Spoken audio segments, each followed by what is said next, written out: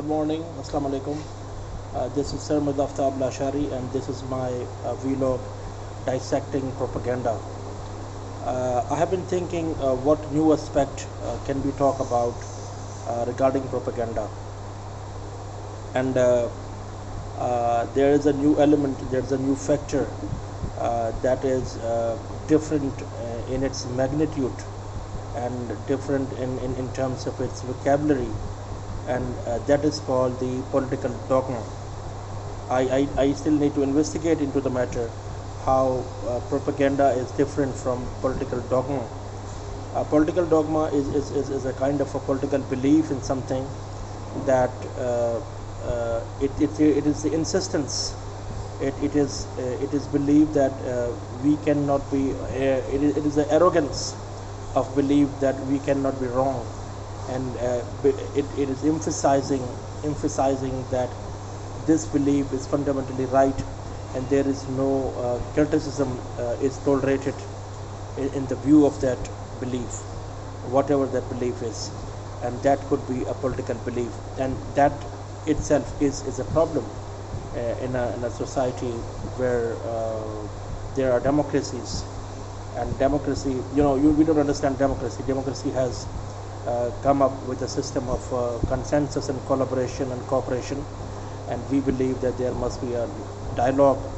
Dialogue should take place, and we believe that this civil society is a vibrant civil society, is a thinking civil society, and but there are political dogmas that are typically problematic, and that are based on the cognitive biases of the people, because people cannot think freely, and they are being influenced by number of variables around them, and leaders, fascist leaders, continuously stimulate them to think in that specific direction, and they don't offer the solution.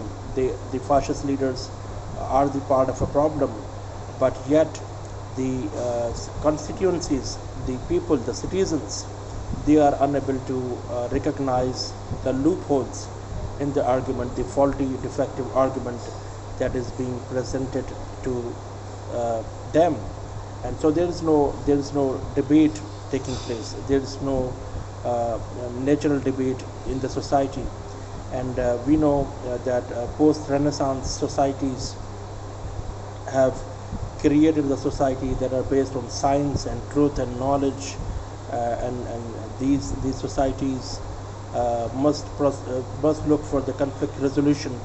They must look for the solution-oriented approach to their problems, to their political problems, to their environmental problems, to their societal problems, and to their cultural problems. But there has to be a political mobilization of those problems. There has to be a political campaign of those problems, and it requires a sense of a leadership, and that leadership gives a sense of a vision and philosophy, so that people buy them and support them. There has to be a link between academia, between intellectuals, between philosophers, and the people who are in power, who understand the gravity of the situation, and then the people must be informed voters, and the people who do not buy any political dogma, or who are not victim of any propaganda.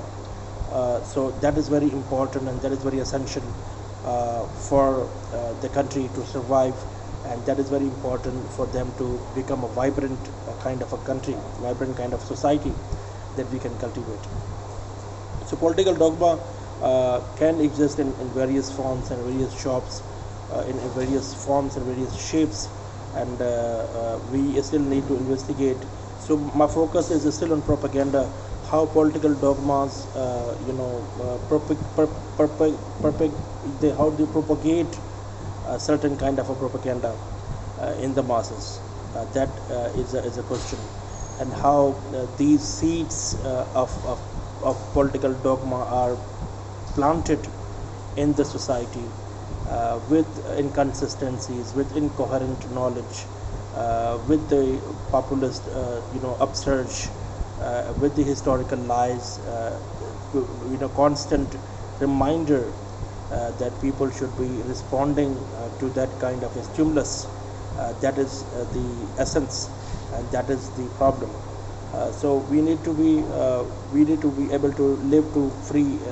We need to live in a society that is a propaganda-free society. We need to live in a society that appreciates the truth, that appreciates the merit, that appreciates the quality of a thought and knowledge, and that appreciates the reason above all. That is the important aspect, and that is why we need to study propaganda, and we need to address it, and we should be aware of what kind of a propaganda tools are being used by our political leaders at large, and how they influence us, and how do we respond to them. That is very important and essential thing.